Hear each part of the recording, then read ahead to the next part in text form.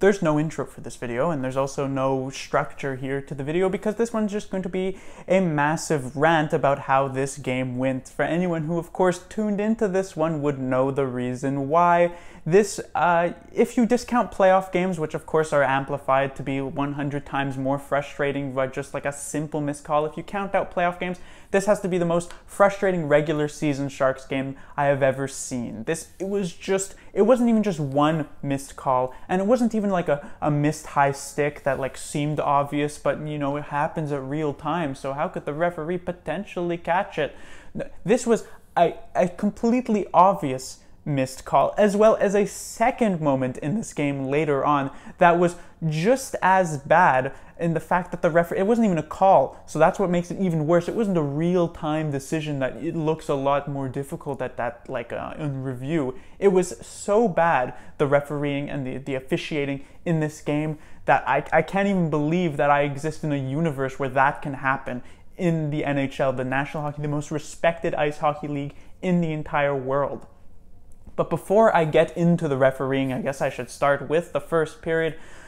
First minute starts off and it's a couple whistles, whatever, and then we get about 9 minutes of uninterrupted play, both teams going up and down the ice, getting chances here, getting chances there, but neither team scores, although the Boston Bruins do come within about a millimeter of actually scoring this goal. Some angles, I felt like the overhead angles showed that this wasn't a goal, so like an inside angle from the net looked like it was a goal, but like there's like the whole parallax view that was popular a few years ago in that terms of video, and it certainly made it seem like it wasn't a goal. So I agree with the call here to keep it 0-0.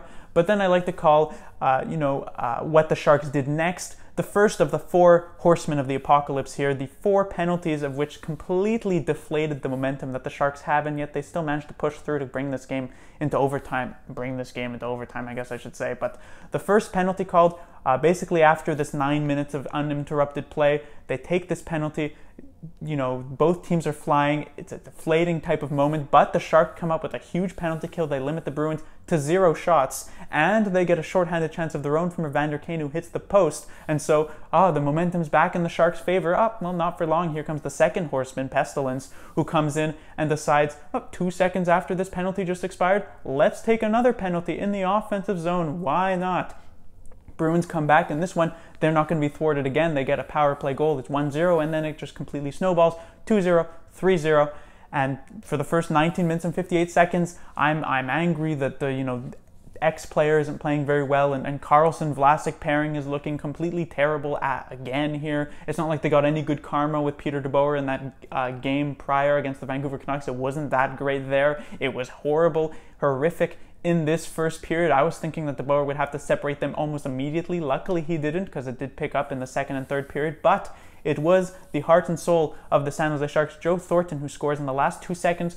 DeBoer decides to go with Couture, Pavelski, Thornton on the ice, going with the leadership group of this team, captain, former captain, and future captain most likely, to come on the ice, and they get the goal to make it 3-1 and get the Sharks a foot in the door here before the Bruins slam it shut for the first intermission. Come into the second period, the Sharks get a power play off of a Bruins delay of game call. Joe Pavelski is 32nd of the season. They come within 1. But as the Sharks are pushing to try and get the game-tying goal, here comes the third horseman. The Sharks take another penalty, and then the Bruins head to the power play. And while it's a good penalty kill for the majority of it, it comes down to a good David Backes play, a very good play actually. He kicks this one over from his skate to DeBrusk. He comes in, he scores, he makes it 4-2. But again, the Sharks would not be deterred, and of course it is the one and only Joe Thornton who eventually makes this 4-3. But here comes then the final horseman of the apocalypse. Here comes death, which looked like it was going to potentially ruin the game here for the San Jose Sharks late in the second period. Another power play to the Boston Bruins. They're already 2 for 2 on their last 2 power plays, if you discount the first one. But after about a minute of kills, Logan Couture comes in, completely dekes out completely. Torrey Krug from in front draws what ended up being a penalty shot after some confusion, and he actually manages to score it. And so we have a tied 4-4 game at the end of the second period. What an exciting game, and the Bruins were limited to 4 shots in the second in the second period. What a great game for the San Jose Sharks. Come into the third period, Sharks all the momentum. They're trying to get this go-ahead goal. The Bruins at a point went over 20 minutes without a single shot on goal. And finally, of course it had to be Joe Thornton, his third goal of the game, a hat trick, his first in over 8 years since 2010, a hat trick against the New Jersey Devils against Martin Brodeur. I remember that one vividly, of course. You got to remember every single Joe Thornton hat trick, but he gets another one here. And it was just such an exciting moment. The tank erupted. The cheers were everywhere. The bench was so excited. You know, their hat tricks are always fun to see. Pavelski and Hurdle and Kane, whoever. And that's always fun, Couture. But when it comes to Joe Thornton, you know, this guy who's been with the San Jose Sharks for so long. And as I said, the heart and soul of this team, when he gets a hat trick, you want to rally around that. And it looked like the Sharks were going to do that. They go another 4 minutes. They're playing very good hockey until we come to the dreaded moment here. Brandon Carlo walks into the zone. He takes a slap shot, big rebound from Martin Jones, which I'll get to a bit later. And then this puck bounces into the air, and Chris Wagner walks in and decides to knock this one down with a high stick and then put the puck into the net. And I saw it at real time. I'm sure every other Sharks fan saw it at real time. Every Bruins fan, although they won't want to admit it, saw it at real time. My grandmother, watching it from wherever, watching it at real time, sees that this puck is played with a high stick, but the referee, who seems to be still in diapers, refereeing his first game, reading instead of the NHL rulebook, the Reffing for Dummies rulebook for the NHL, decides that this is somehow a good goal. And because the NHL is still in such an archaic moment where they decide that, oh, how about we review for offsides just in case it's 1/50th of an inch offside of a goal that, you know, they entered the zone 50 years in the past. Wayne Gretzky walked into the zone and 30 years later, Connor McDavid scores a goal. Oh, but was Wayne Gretzky offside? Let's make sure. Let's review that play so we can set the game clock back to 1993 just in case, right? Why not? Let's review that one. But when it comes to a high stick, something that is clearly an illegal play in the NHL rulebook, that seems fine. You know, one of the most respected, the most respected ice hockey league in the entire world. That's fine. No, this referee makes a good call here. I don't see any problem with that. And then I'm watching on the Bruins broadcast, by the way, because I don't get the Sharks broadcast where I live for certain games. And of course, the Bruins broadcast, everyone loves Jack Edwards for whatever reason, even though he's one of the most biased sports commentators in the entire world at this point. Everyone knows that. You know, sometimes he calls it as it is. I'll give him credit for that. I liked the hit that Braun had on Sean Corrali. He says, oh, that shouldn't be a penalty, sure. But when it comes to the Bruins, I can't even believe it. They show a clip here. DeBoer is arguing with the referee, rightfully so, about how this could possibly be a goal. How could there possibly exist a universe in which a referee in a professional ice hockey league and the highest level of ice hockey could ever make a call that is just so horrible and so incorrect? You know, when you come to high sticking, you come to trippings, it happens at real time. We've got to give the benefit of the doubt for this was so obvious. And so DeBoer is arguing here, Zettler is arguing here, the assistant coach for the San Jose Sharks, and then you have the Bruins commentators with the audacity to say, oh, well, you're so thin-skinned that you complain about the Bruins taking more than 15 seconds on an icing to get a penalty. Just take this one on the chin and let this game be tied and let's move on. The Bruins are ready to play, guys. Come on, this is fine for the San Jose Sharks, right? Yeah, sure, why not? Even though I'm sure if the roles were reversed here and it was the Sharks who scored a late game tying goal to make it 5-5 on such a obviously illegal play like this, Jack Edwards would personally descend from the press box, walk onto the ice, and murder whatever referee would make this call. You know, I'm exaggerating here, but honestly, if I woke up the next day and there was some sort of news story about Jack Edwards was arrested for some play it wouldn't even surprise me. Honestly, he's probably the guy who I would pick to do it because he's that much of a homer for the Boston Bruins. And yet, oh, just take it on the chin, guys.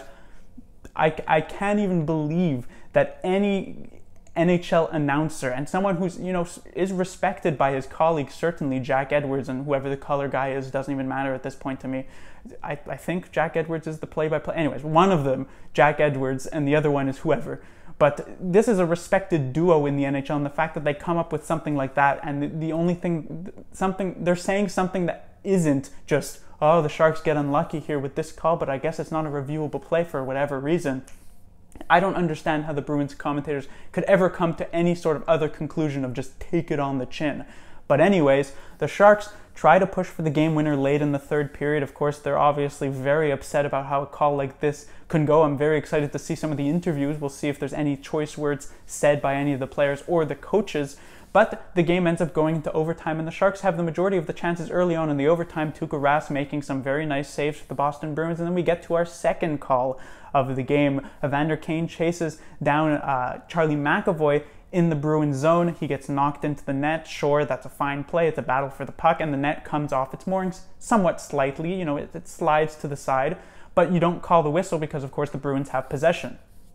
Now, what is it the referee's job to do in a situation like this? Well, the referee's job is to try and not have to take a whistle to call it, if the net comes off, and then have to whistle it when the team with the offensive pressure coming in to score on this net can't score because the net is off. But since the Bruins actually have a decent amount of time with possession, the referee has all the time in the world to come adjust the net and put it back in its correct position. And lo and behold, Evander Kane comes out with the breakaway. Brent Burns is basically trailing him. It's almost a 2-on-0 at this point. And what is this? The whistle blows. Why is that? Because the referee obviously drank too much alcohol the night before and is just, oh, I don't need to do my job here with the net. The Sharks aren't going to get the puck back. It doesn't matter, right? Yep, Evander Kane on the break. He hit the post once. It's not like he was going to score, right?